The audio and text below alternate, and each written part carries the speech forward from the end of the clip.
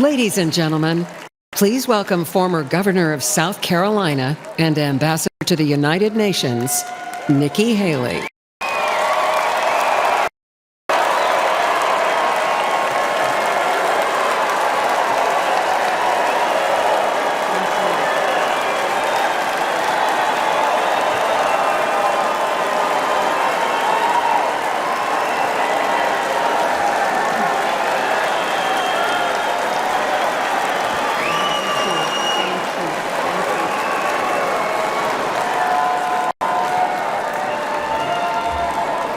My fellow Republicans, President Trump asked me to speak to this convention in the name of unity.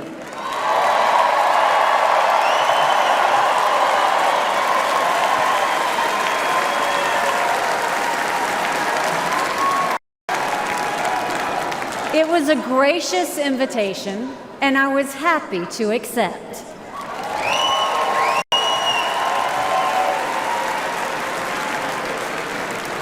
I'll start by making one thing perfectly clear. Donald Trump has my strong endorsement, period.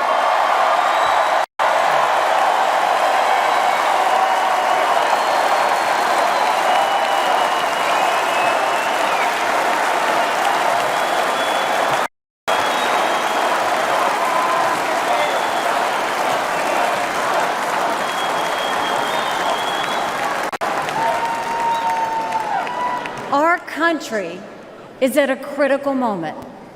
We have a choice to make. For more than a year, I said a vote for Joe Biden is a vote for President Kamala Harris. After seeing the debate, everyone knows it's true. If we have 4 more years of Biden or a single day of Harris, our country will be badly worse off. For the sake of our nation, we have to go with Donald Trump.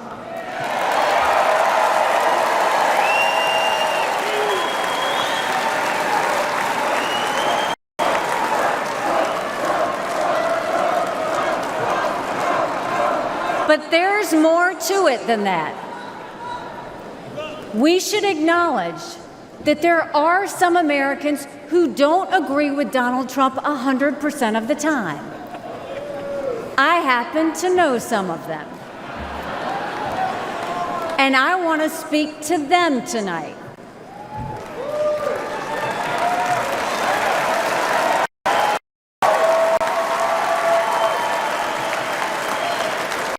My message to them is simple.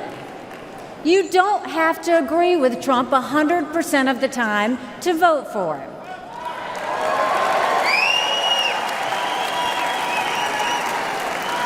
Take it from me, I haven't always agreed with President Trump. But we agree more often than we disagree.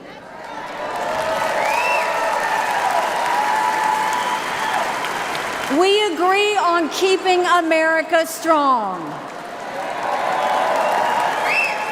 We agree on keeping America safe. And we agree that Democrats have moved so far to the left that they're putting our freedoms in danger. I'm here tonight because we have a country to save. And a unified Republican Party is essential for saving her.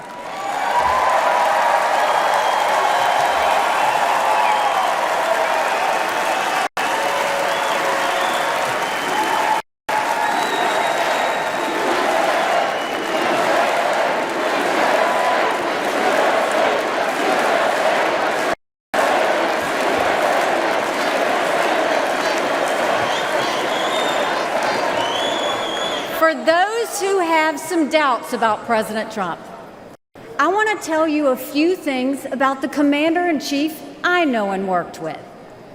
As Ambassador to the United Nations, I had a front row seat to his national security policies. We sure could use those again.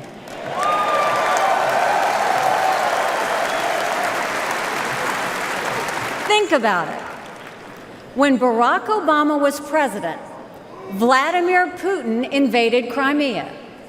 With Joe Biden as president, Putin invaded all of Ukraine. But when Donald Trump was president, Putin did nothing. No invasions.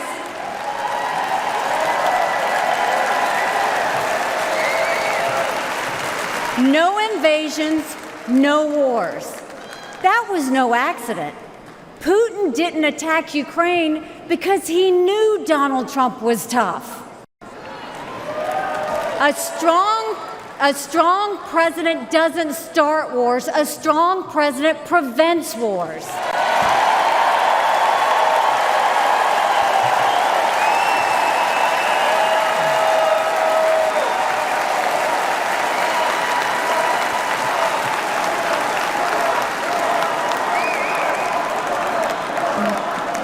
Then look at the Middle East.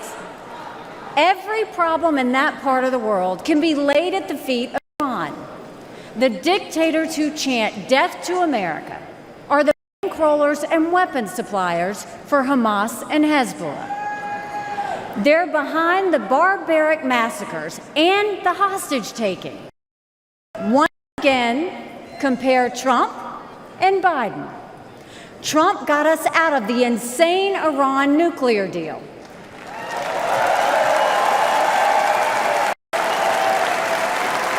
He imposed the toughest sanctions ever on Iran.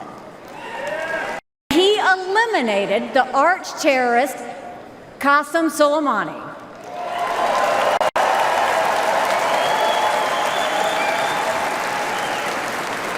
Iran was too weak to start any wars. They knew Trump meant business, and they were afraid. And then there's Joe Biden. He lifted the sanctions. He begged them to get back into the nuclear deal. He surrendered in Afghanistan. He sent every possible sign of weakness.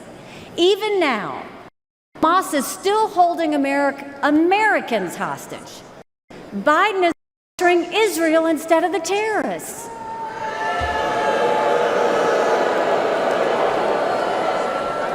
Between Israel and Hamas, Donald Trump is clear about who is our friend and who is our enemy.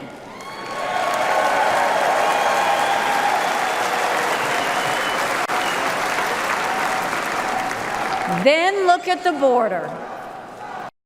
It's the single biggest threat Americans face. Under Joe Biden, migrants are coming into our country by the thousands every day. We have no idea who they are, where they end up, or what they plan to do. And let me remind you, Kamala had one job,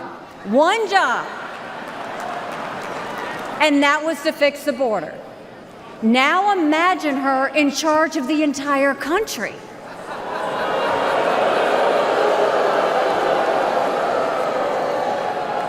Under Donald Trump, we didn't have the border disaster we have today, and we won't when he is president again.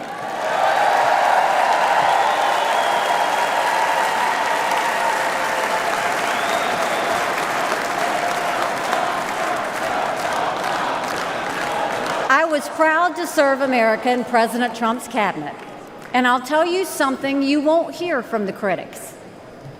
He appreciated advice and input. Americans were well served by his presidency, even if they didn't agree with him on all things. Now, to my fellow Republicans, we must not only be a unified party, we must also expand our party.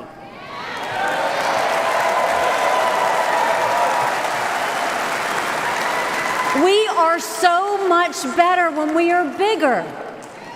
We are stronger when we welcome people into our party who have different backgrounds and experiences. And we need to be strong to save America. This is a defining moment.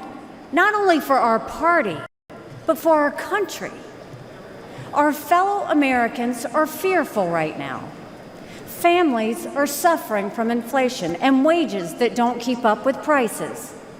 Young people are being indoctrinated to think our country is racist and evil. The Jewish community is facing an obscene rise in anti-Semitism. Too many minorities are trapped in communities devastated by crime.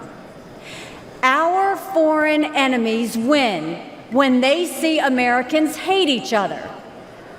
They see that today, whether it's on college campuses or in a field in Butler, Pennsylvania.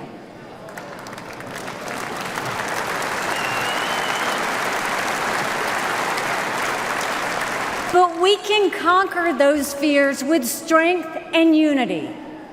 No president can fix all of our problems alone. We have to do this together. America has an amazing ability to self-correct. In this moment, we have a chance to put aside our differences and focus on what unites us and strengthens our country.